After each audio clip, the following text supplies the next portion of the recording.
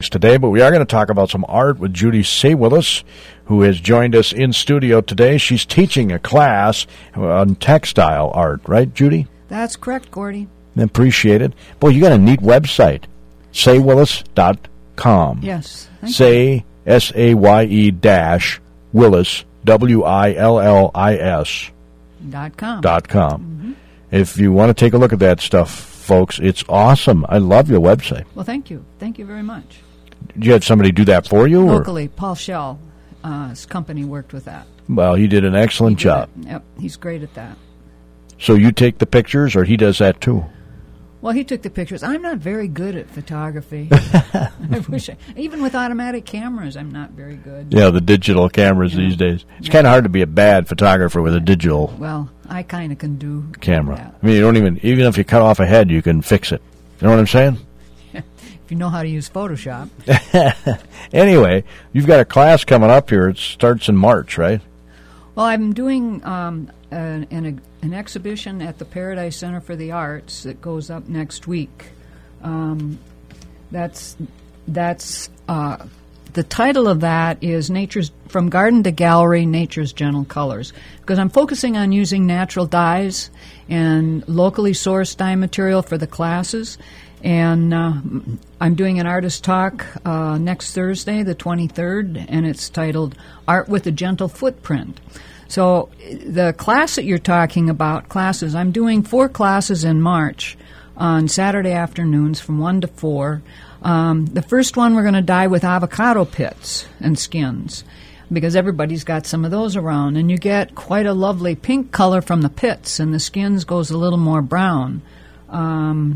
And then on March 11th, we're going to be dyeing with onion skins, and the kind of yellow onions that we get in the grocery store, those skins produce a nice yellow color.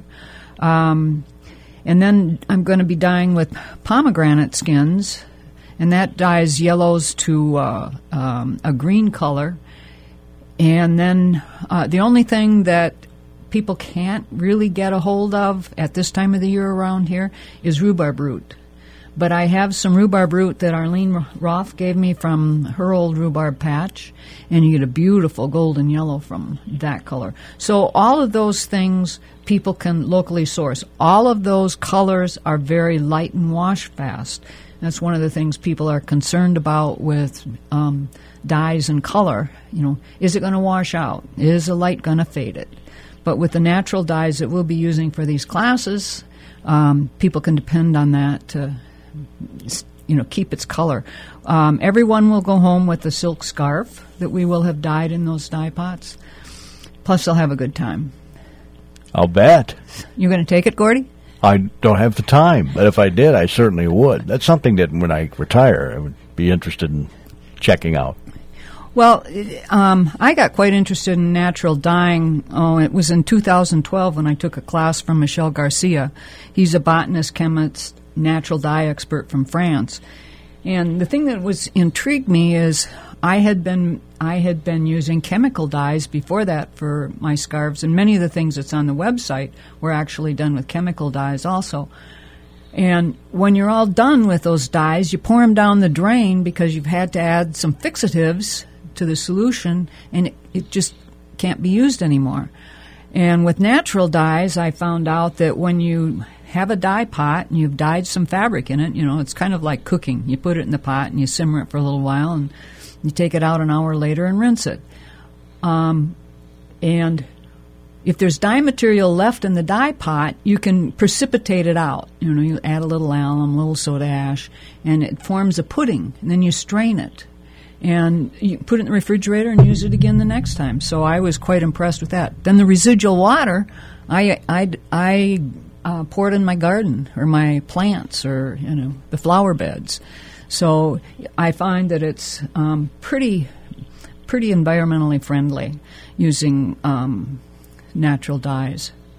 We're going to talk about that talk that you're going to have in our next segment. How's that sound? That sounds good. Because that's coming up. And Judy does have some pieces of art with her she's going to show us on YouTube. You have to watch on YouTube later now to see these pieces. So make sure you do that. Go to our YouTube channel at YouTube faribault.com. Well, I've got a link on our website. That's probably the easiest. Go to the website plugging today's show, and there's a link on there to our YouTube channel, and you can see some of these pieces that Judy has with her here today.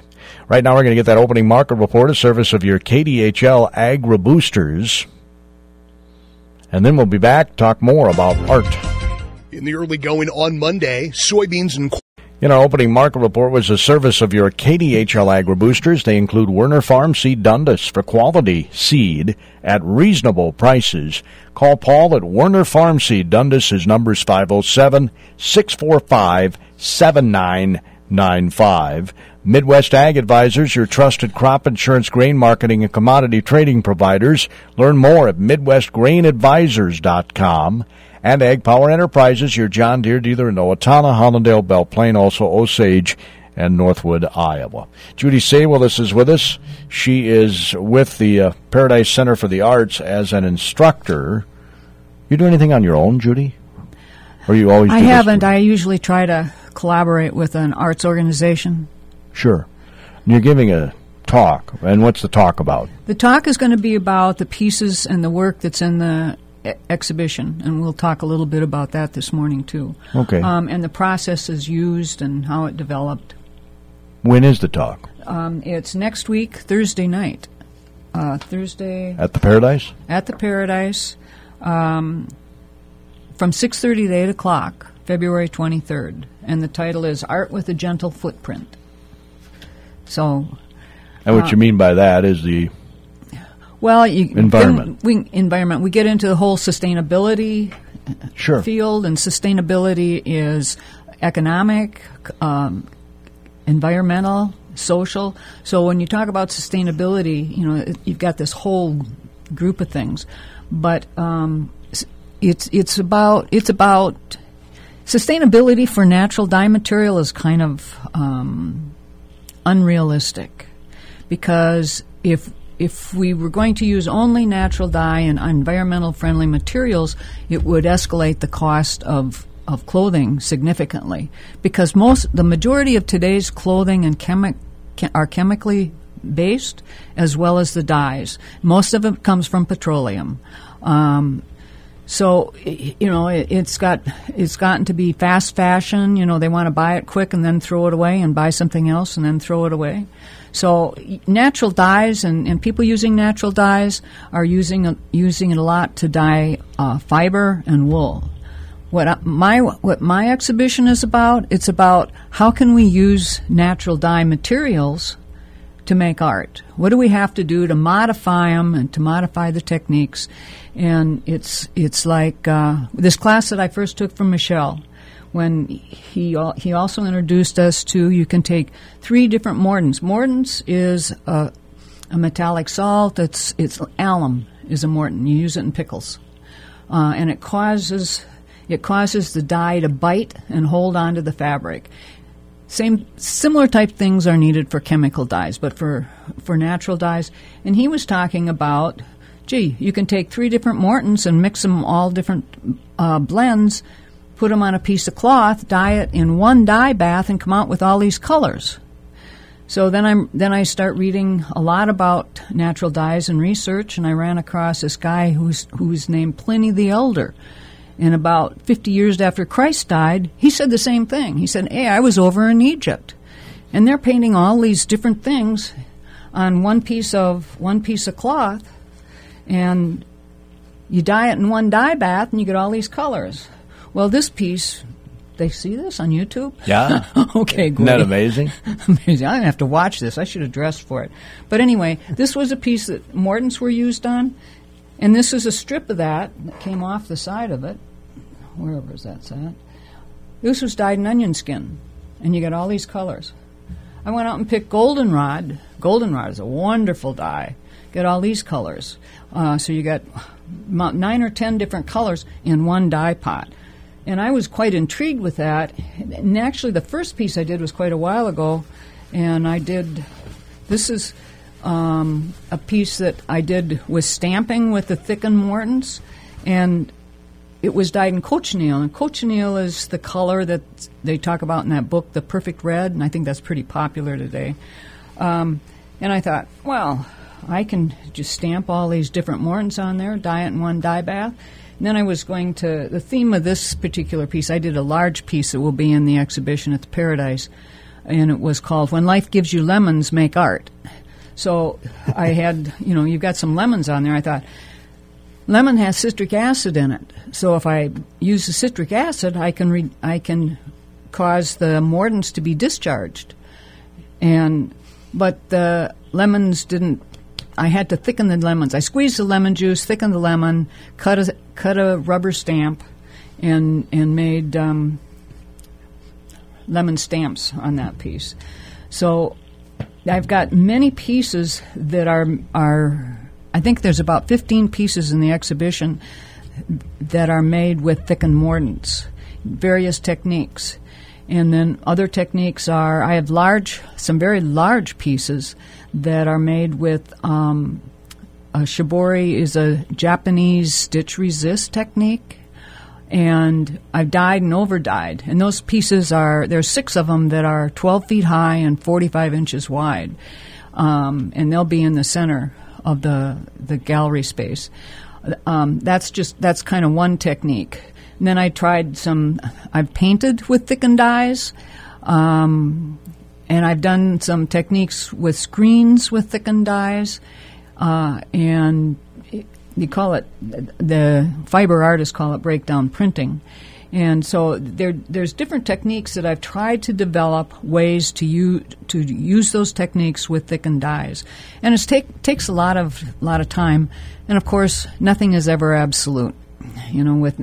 With chemical dyes, I know that if I mix one part of this and one part of this, I'm going to end up with this color. And it's going to be pretty consistent. With natural dyes, it depends upon, it's kind of like the rhubarb root. The first time I got rhubarb root from Arlene, it was a beautiful golden yellow color. And then was quite excited about it. And that was in the spring one year. Well, then I got some from her later in the summer. And it was kind of a brownish caramel color. And I was a little disappointed, but, you've got the moisture in the soil, you've got what kind of growing conditions, and so you've got all the environmental conditions that affect crops. And as I proceeded on this path in researching, I get kind of stuck on researching. Then I got stuck on sustainability, and then I got stuck on, wait a second, we're wearing all these clothes that are made from petroleum and chemicals, and we're wearing cotton that was grown in India that they use GMO seeds on and the pesticides used to spray it, and we're wearing it, probably on my skin today. Yeah. So, it's kind of like, well, you can't make a big difference, but you can take one little step at a time. And that's kind of what I'm doing with my art. And now, I've got to... Go ahead, Judy. I have to remind myself to go back and focus on making art and not dyeing textiles and right. clothing. We were chatting during the break, and you were saying the history on this is really interesting, and that, of course, these man-made dyes, for lack of a better term, came relatively late in the history. 1856, a chemist, before chemistry was really as defined as it is today, he was 18 years old, and he was trying to come up with treatment for malaria, and he ended up with this mauve dye.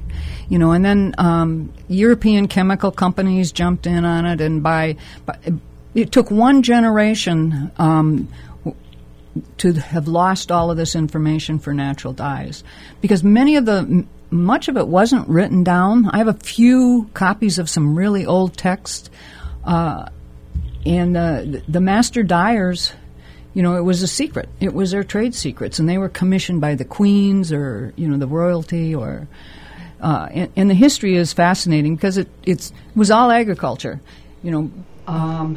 In Europe, they had madder, which is a red dye that you buy today, and I can grow madder in my yard, chop up the roots and make a red dye.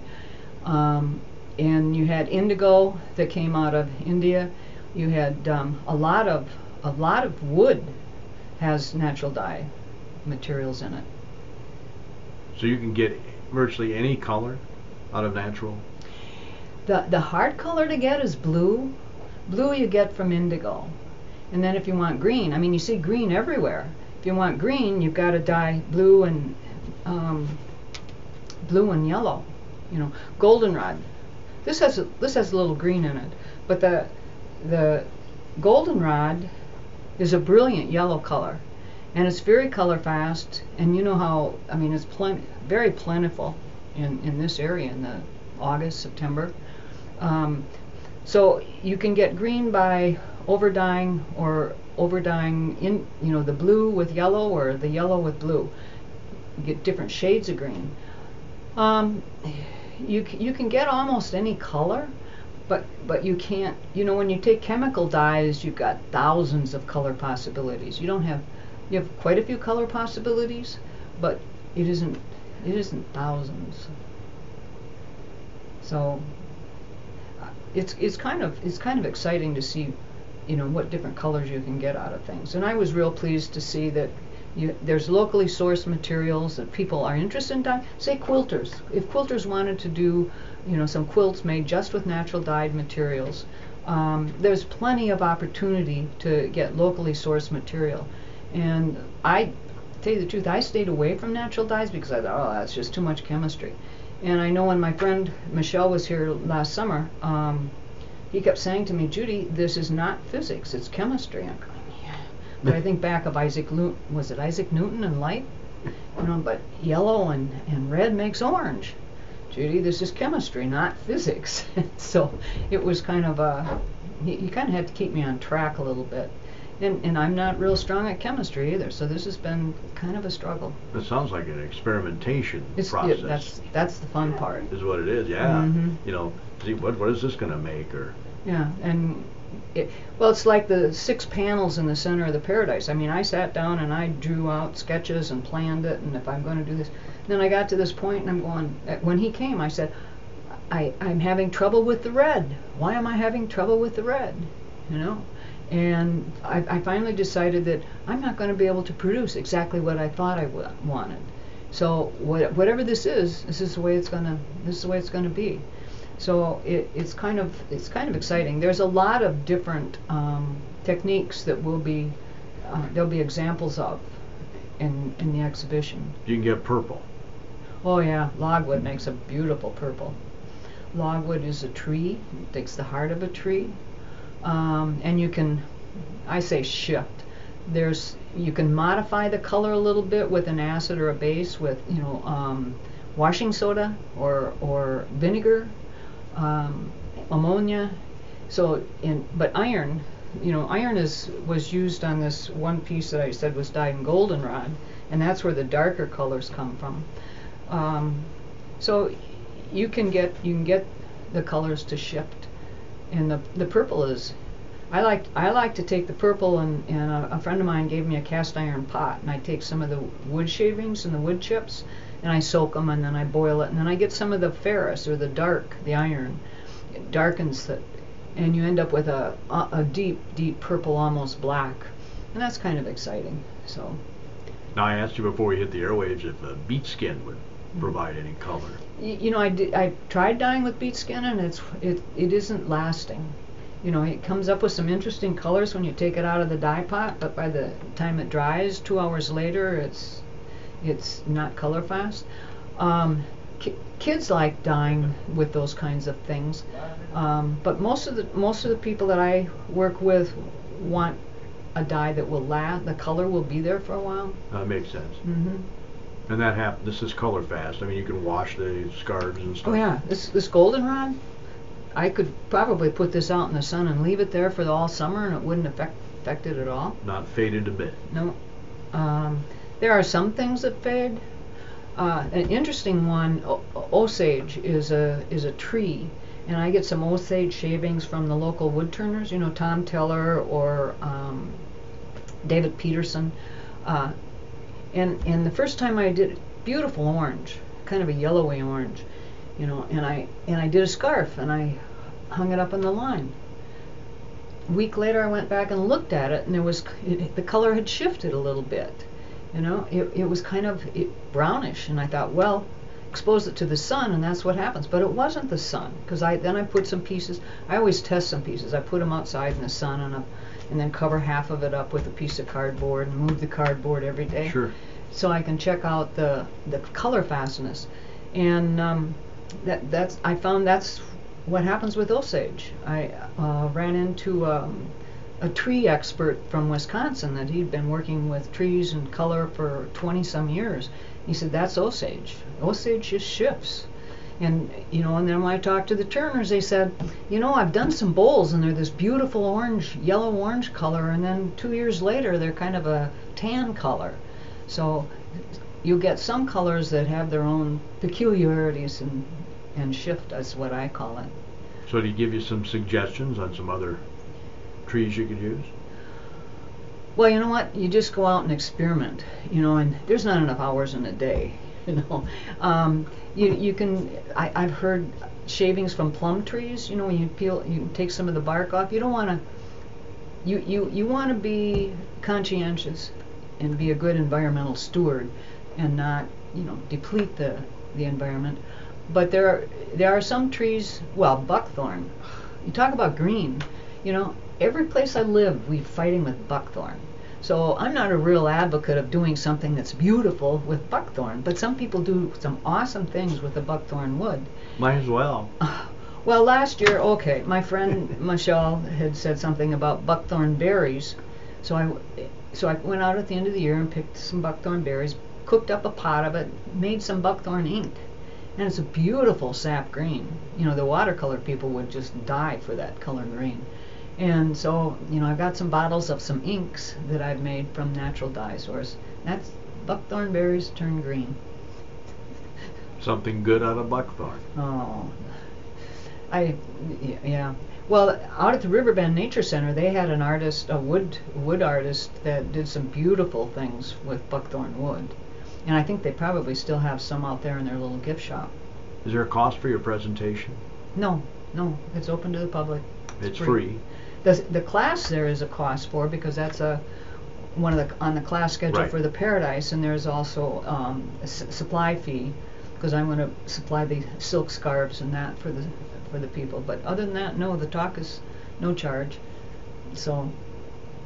And the supply fee is $20. Correct. And the cost of the class depends on whether you're a member or a non-member. I don't know what that is, Gordy. Do you have it written down? Well, I might have it right here. Well, I should write that down. I might have it right here. Yeah, it's $21 for members, $27 for non-members. 21 for members, 27 for non-members, and the $20 per student per class. By the way, that's per class too. Correct. Each week. Right? Right. Did I get that right? Yeah. Yeah. Well, you get some expenses involved here, so.